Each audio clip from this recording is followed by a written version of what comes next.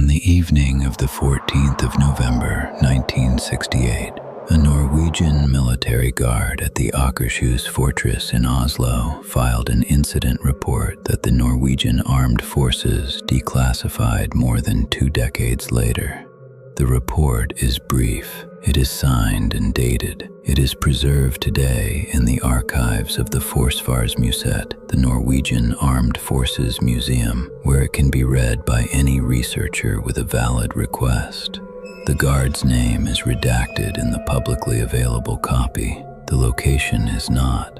The guard was patrolling the lower passages of the medieval keep alone at approximately 23:40 hours when he heard, in his own words, the sound of claws on stone behind me, keeping pace with my own footsteps.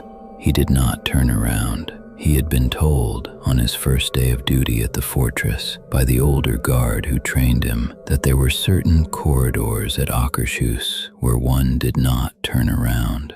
The lower passages of the keep were one of them. So instead, the guard kept walking. The sound followed him. He reached the door at the end of the passage. He unlocked it. He stepped through. He locked it behind him. When he turned, finally, and looked back through the small iron grate in the door, the corridor he had just left was empty. There was no dog. There were no footprints. The stone floor was, as it had always been, dry and clean and lit only by a single yellow bulb hanging from a chain. But on the inside of the door, on the side facing him, the side he had just come through, there were 4 long, fresh scratches in the old oak. They had not been there a minute earlier. The wood was still pale where the gouges had broken through the surface stain. The guard's name, again, is redacted. The report he filed is not. It contains a single annotation written by his commanding officer in the margin. Mantel-Geisten, see File 1929-A, File 1945-B, File 1957-C, File 1962-D. Akershus Fortress sits on a low promontory overlooking the harbor of Oslo. It was built in the year 1299 by King Håkon V as a royal castle and military stronghold. It has, in the 700 years since, served as a fortress, a royal residence, a state prison, an artillery park, and, between 1940 and 1945, a Nazi execution ground.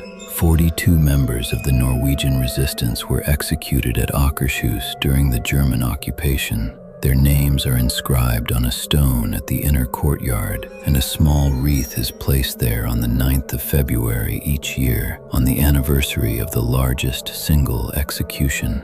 It is also, by a considerable margin, the most documented haunted site in Norway.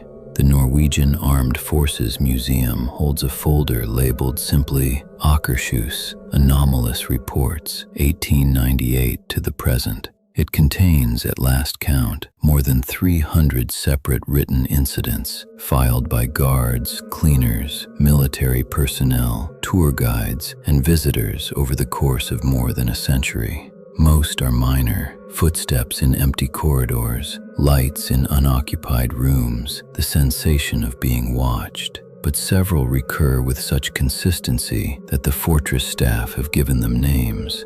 The first is the Mantel-Geisten, the cloak ghost. She is described in nearly every report from the 17th century onward in identical terms: a woman of medium height, wearing a long, dark, hooded cloak that reaches to the floor. The hood is always raised. The face beneath it cannot be seen. She is most often encountered descending the stone staircase between the 3rd and 2nd floors of the inner keep, always at twilight, and always walking with a slow, deliberate, downward step. She does not respond to being addressed. She does not look up. She passes on certain occasions through walls. In 1929, a fortress cook named Tone Bergersen filed a report after seeing the Mantel-Geisten in a storage cellar. Her account, preserved in the original handwriting in the museum archive, runs to 2 pages. She describes the figure descending toward her through the half-open cellar door, the cloak passing over the stone steps without disturbing the dust, and the moment when, as she watched, the figure paused and turned its hooded face toward her. Tone Bergerson wrote that she saw nothing inside the hood. She also wrote that she felt seen. Her account ends with a single sentence. "I had heard about her from the older women who worked here. I did not believe them. I believe them now." The second documented presence is Mantel-Geisten, the Latin name given by 19th century military historians to what older Norwegian records simply called the dog. He is described in fortress accounts going back to the 1500s, a large black four-legged animal of dog-like shape, encountered in the lower passages of the keep, in the dungeons, and occasionally in the inner courtyard at night. He does not bark. He does not approach. He follows. Most of those who have encountered him hear him before they see him. The sound of claws on stone, walking just behind. Several reports, including one from 1962, describe waking to find scratches on the inside of a sealed door. The 1968 incident with which we began is one of the better documented examples. A 1957 internal memorandum from the fortress garrison, declassified in 2003, instructs guards to make written note of any unexplained canine sightings in the lower passages, and to record the time, the location, and the direction of the sound. The memo specifies that the guard should not pursue, should not call out, and should not turn to face the animal. It does not explain why. There is a third presence at Akershus, less frequently reported, but more disturbing in its details. She is referred to in the records only as Den Ansiktsløse, the faceless woman. She has been seen in 3 documented reports between 1947 and 1981, standing in the small grass courtyard where the resistance fighters were executed in February 1942. She is described as a young woman in her 20s, of medium height, with long dark hair, wearing a plain dark dress of indeterminate period. She stands motionless. She does not weep. She does not move her arms. She is looking, without a face, toward the place where the soldiers had stood. She does not vanish in the usual manner of apparitions, growing fainter and disappearing. The witnesses report, in each case, that they walked past her, returned to the guardhouse to summon a colleague, and that when they returned together, she was no longer there. The most recent published report from Akershus dates from October 2017. It was filed, with the permission of the museum, by a senior tour guide named Anders Lien, who has worked at the fortress for 19 years and who has the reputation of being one of the most level-headed members of the staff. He was conducting an after-hours tour for a small group of journalists. As he was unlocking the door to the lower passages of the keep, the door he had just touched began to swing open on its own. There was no draft. There was no other person in the corridor. The journalists later confirmed in a Norwegian news article that they had all seen it. Anders, in a brief statement to the museum, said only, "It was not my first time. It will not be my last." The Norwegian armed forces have never officially confirmed or denied the existence of paranormal activity at Akershus. They have, however, instituted a quiet but consistent policy with regard to it. The Mantel-Geisten and Mantel-Geisten are mentioned by name in the internal training materials issued to new guards. New military personnel assigned to the fortress are also given a verbal briefing, never written down, by the senior staff of their unit.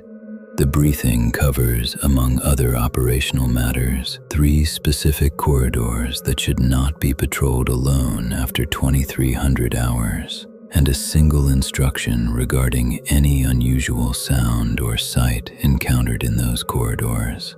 The instruction is, do not turn around. Continue walking. Reach the next door. The reasoning is never explained to new recruits. They are told only that the policy was developed over several decades by men who had served in the fortress before them, and that those men were not given to superstition. The fortress is open to the public today. It is one of the most visited tourist attractions in Norway. Its inner keep, dungeons, and courtyards are accessible during regular hours. Several of its rooms have been converted into museum galleries. The execution ground in the inner courtyard is marked with a memorial. The stone is gray and simple, and it is engraved with the names of the 42 members of the Norwegian resistance who were shot there during the German occupation. A small wreath is placed at the foot of the stone every year on the 9th of February. If you visit Akershus during the day, you will find it, by all appearances, a quiet historical site. The sea wind moves through the courtyards. The stone walls are warm in the afternoon sun. School children run between the cannon emplacements. There is nothing remarkable about the place at all. Visitors take photographs of the harbor. They eat lunch on the benches by the chapel. They do not know, most of them, that they are standing on the burial site of medieval prisoners, on the foundations of the dungeon where political enemies of the crown were chained for decades, on the gravel courtyard where 42 men were executed in the autumn and winter of 1942 to 1944. If you visit at twilight in the autumn, when the museum is closing and the tour guides are locking the inner gates, you may sometimes see one of them pause in the long stone corridor between the keep and the chapel. They will look back briefly over their shoulder into the gathering dark. They will say nothing. They will continue walking. They have been trained for this. And if you ask one of them very politely on the way out what they have seen in their years of working at the fortress, most of them will simply shake their heads and smile and say nothing at all. But occasionally, very occasionally, one of them will lean closer to you and lower their voice and tell you the same thing the older guards have been telling new arrivals at Akershus for nearly 400 years. Whatever you hear behind you in the corridors of this place, do not turn around. Just keep walking.